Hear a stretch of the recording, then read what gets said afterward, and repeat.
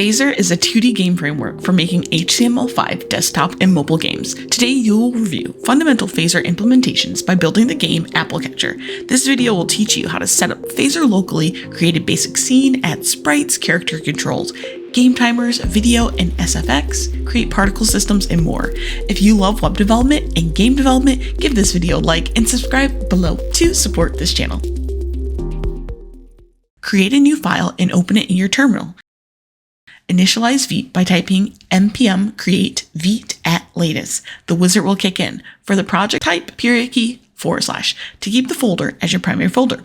Press enter for the package name. Select vanilla and JavaScript. We will not be using TypeScript for this tutorial. Next, type npm install. Once that's complete, type npm install Phaser.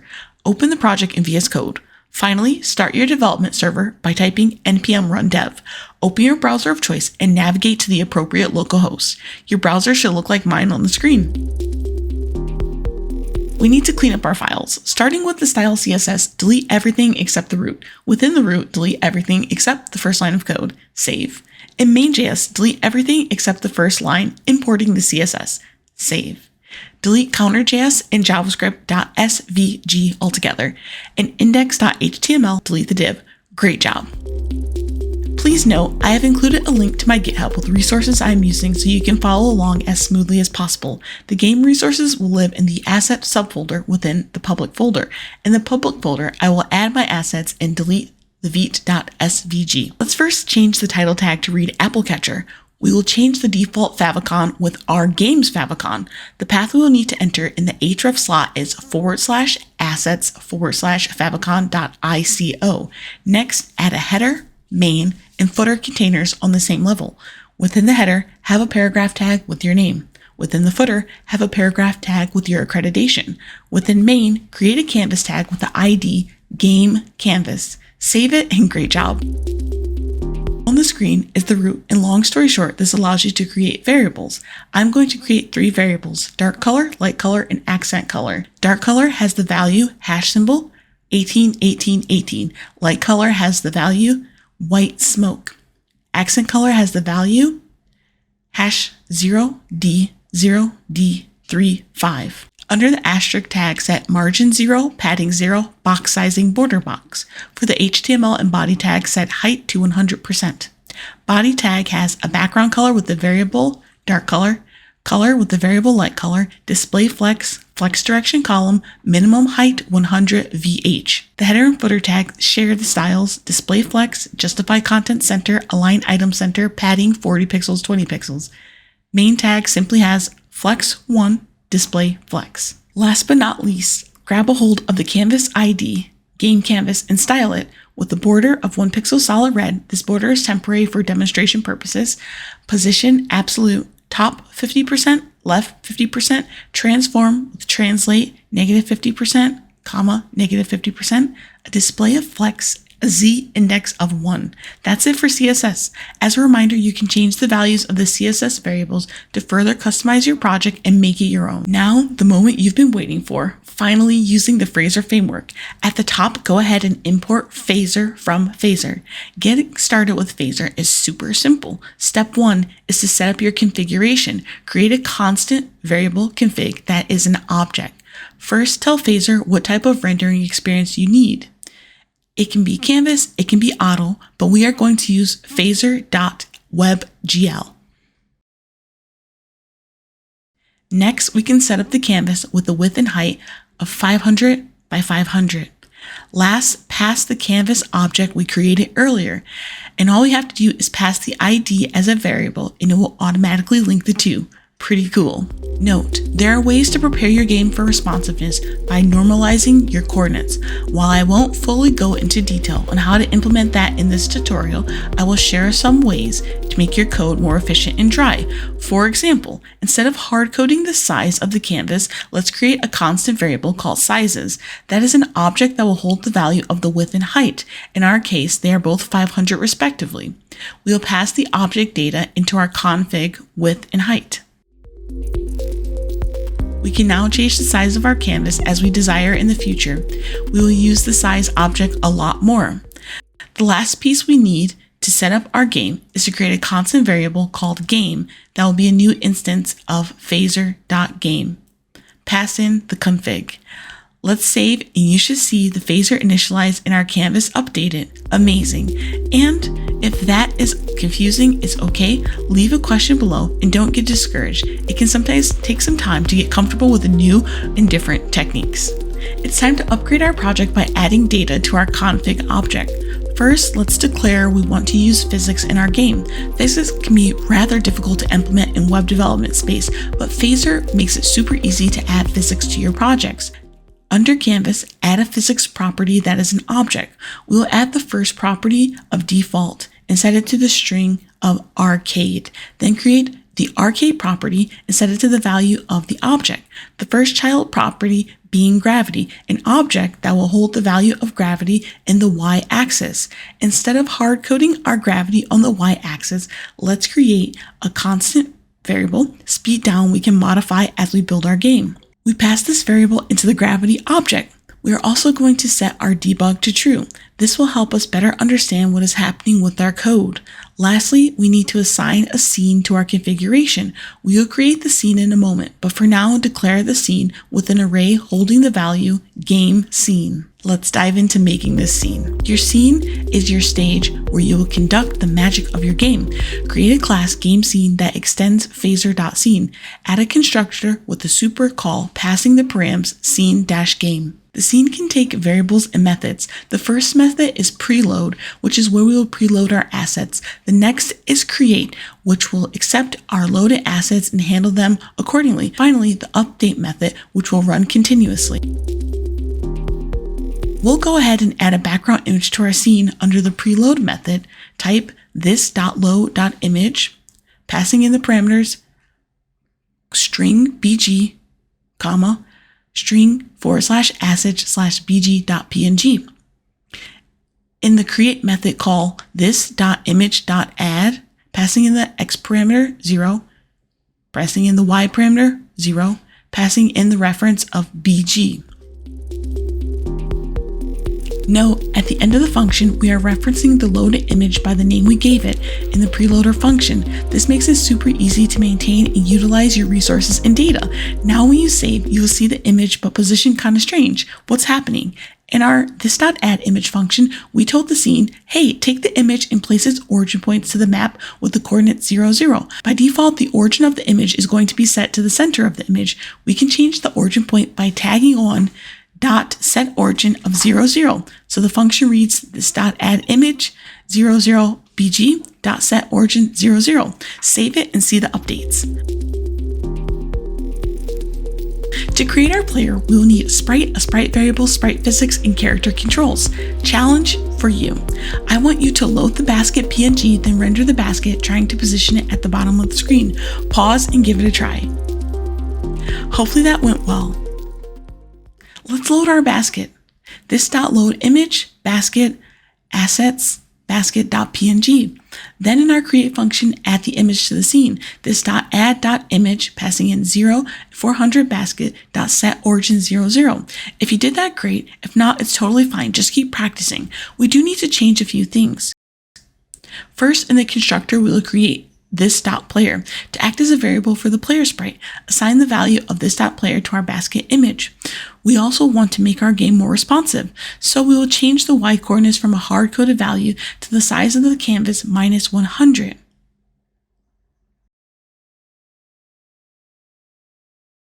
Let's give our basket some physics by declaring physics before the add in its initialization. The code reads this.player equals this.physics.adds.image, passing in the image, .set origin, passing in the origin we set. When we save, we will notice that our player falls off the screen. Oh no! In Phaser, there are a few different types of physics bodies. There's dynamic and static physics bodies, bodies that move and bodies that don't move. We want our player to be dynamic, but we don't want them to be affected by gravity. To accomplish this, simply write this.player.setImmovable true, this.player.body.allow gravity equals false. When we set the player as immovable, this will prevent the sprite from being knocked around when we bring other sprites into the scene. Character controls can be created as simply as creating a cursor variable in the constructor, this.cursor, and this.player speed, setting it equal to speed down plus 50. And in the create function, assign this.cursor to equal this.input.keyboard.create cursor keys. Call it. In the update function, we want to destruct the cursor object to just use the left and right arrows and set it equal to this.cursor. We can then create some conditional logic with an else if statement as such. If left dot is down, this.player.set velocity x to negative this.player speed. Else if right is down, this.player.set velocity x this.player speed. Else this.set velocity x 0. The code is indicating when we move left, make the player move on the x-axis at a speed indicated and vice versa for the right. We need to make sure to add the variable this.speed to the constructor and set it equal to speed down plus 50 so that the player moves a little faster than the gravity downward. When we test this, you will see that the player can go off the screen. This is a very simple fix for this. In the create method, call this.player.set collide world bounds to true. This will make sure the player never goes off the screen. Fantastic efforts so far. Let's keep going. Let's now work on a target, which is the apple. In the constructor, create the variable this.target. Load the sprite in the preload function. Assign this.target to equal this.physics.addImage, passing in 0, 0, and apple.setOrigin 0, 0. Be sure to save your work, and ta-da, you have a target with physics. Watch as it falls off the screen. We can prevent the target apple from falling into endless world with a simple conditional check in the update function. If this.target.y is greater than or equal to sizes.height, this.target.setY to 0. You can of course further modify this to your liking, but this is the outcome I like the most. As the apple falls, it will only progressively fall faster and faster, so we need to set a limit for the min and max speed that the apple can fall. In the create function, set the target.max velocity by typing this.target.setMaxVelocity 0, passing in speed down. Note, we pass speed down variable to have a more efficient and responsive code. This will stop the target from falling super fast over time. Next up, we need our target to respawn to a new X location after it falls. Let's create a function on our class called getRandomX and set it to return a random whole number between 0 and 480. We will set the target position X each time we call the function as such in our update function. Declare after the apple falls below the screen height to reset the X to the return statement of getRandomX function call. We need to create a function that will handle our collisions. We will also need to update our points for each collision. Let's create a variable, this.points, and set it equal to 0 in the constructor, and a function on our object called targetHit. Within the target hit, we will add 1 point. You can even console log the score. We will also need our apple target to respawn, so let's set the target X value to a getRandomX return value. And we will also need to set the target Y to 0. We can use this function and detect a collision. This.physics.addOverlap, passing in this.target, this.player, this.target.hit, null, and this. The overlap function takes a target and bodies. Then a function is triggered once an overlap is detected between the two, and a processes a callback function, which we set to null, and finally the context, which in our case is this. When we save, you'll see that it's working. Just modify our basket to make the hitbox a little different. We want the apple to look like it's falling into the basket, not sitting on it. So we'll add this to the player body. This.player.setSize 80 and 15, set offset to 10 and 70. We set the width and the height as well as the offset for the X and the Y value. If you want to upgrade your code to be more responsive, you can instead code this.player.setSize, this.playerWidth minus this.playerHeight divided by 4, then this.playerHeight divided by 6. You can set the offset to this.player.width divided by 10, then this.player.height minus this.player.height divided by 10. This is great, and now it's time to add some user interface to our game scene. We want to display the time remaining as well as the current user score. I normally prefer to use HTML and CSS to create UIs, but Phaser has an entire section of their framework dedicated to UI development. I won't cover that in this video, but I encourage you to go check it out in their documentation. Let's declare this.text.score in the constructor and assign it to the following in the create method. As you can see, we created text and passed in the coordinates of the position X and Y, passing in the initial text to display some information about the font and fill. We will update the score in our target.hit function by stating this.text.score.setScore. Then we set it to a template literal string that is score with a dynamic points value of this.points. When we save and make a score, you should see the text update. We will get the timer up and running shortly, but for now, let's just display the UI by declaring this.textTime.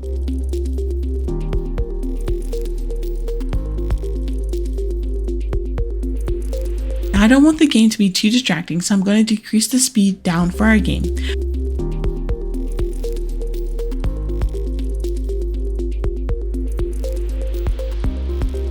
Alright, we shall move on to the game timer.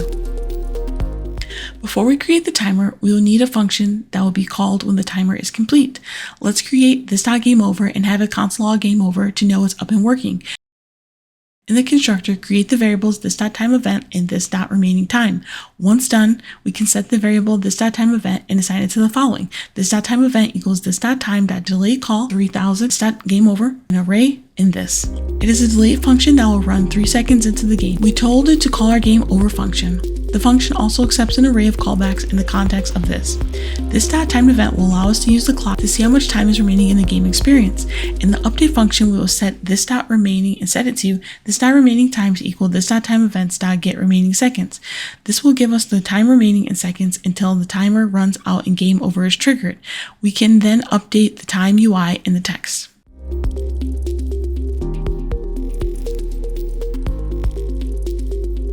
Nice, our game has a timer. Let's add music. Adding music to your project is as simple as loading 2 music files in the preload function. This.load audio, pass in the name that you want to give it and the file path. We're going to add a sound effect when we collect the apples and some background music. Create in the constructor function this.coin music and this.background music. In the create function, go and add the sounds to the scene and assign them to the variables we created. This.sound.add the name that we're referencing.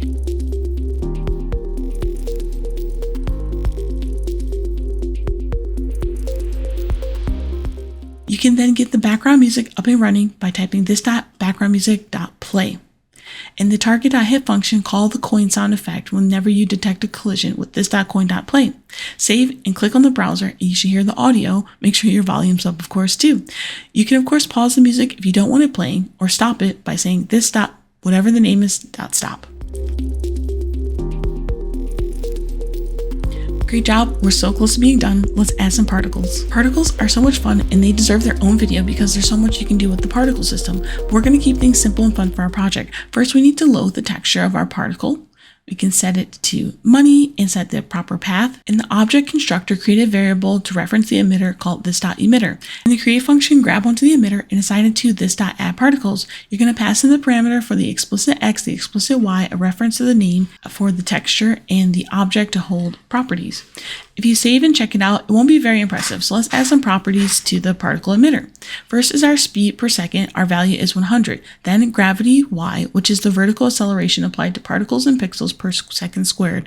Our value is set to speed down minus 200. The scale property is setting the horizontal and vertical scales on the X and Y. The duration property is the number of milliseconds the particle will emit before the emission is stopped. Our duration is 100. Note, if duration is left unspecified, the particle system will emit continuously. Lastly, we'll set the emitting property to false because we want to start the emitter in our target hit function. So let's go ahead and do that. In the target hit function, specify this.emitter.start.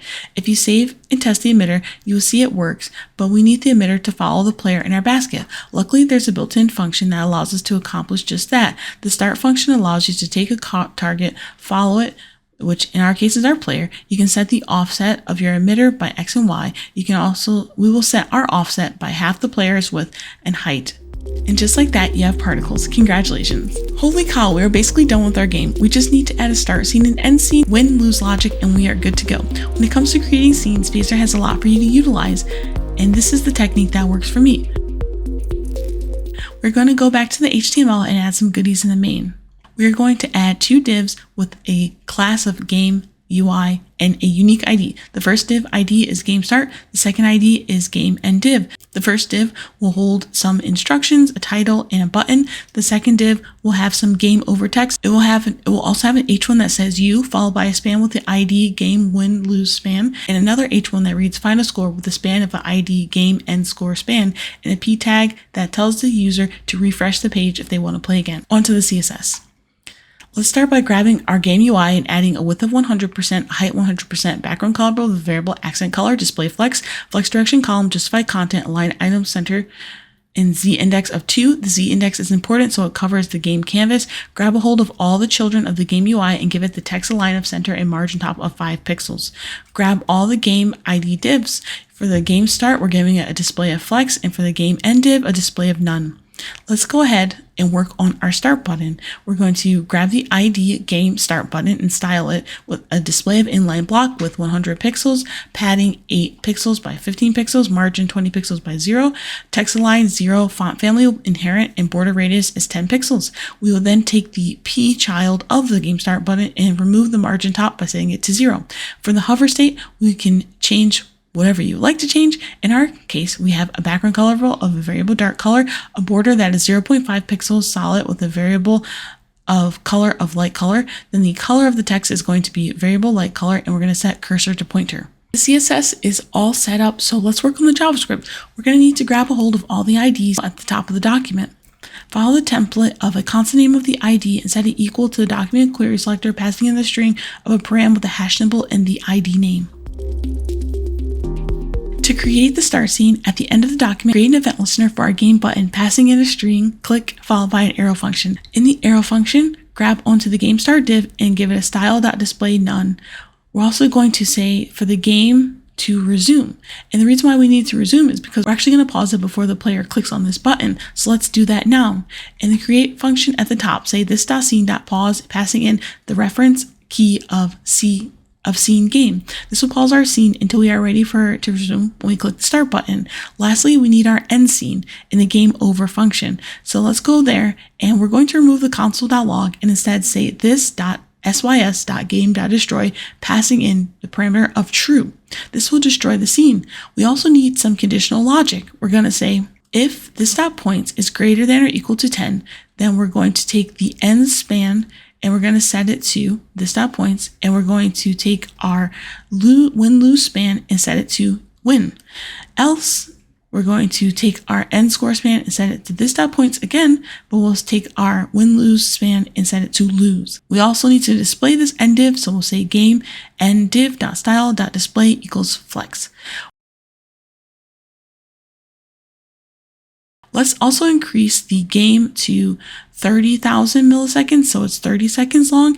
And let's go back to increasing our speed down so our game is faster. And of course, get that background music. Go ahead and check out your game. All right, you did it. You made a game using Phaser. Congratulations. I hope you're so proud of yourself. If you enjoyed this video, please give it a like and subscribe.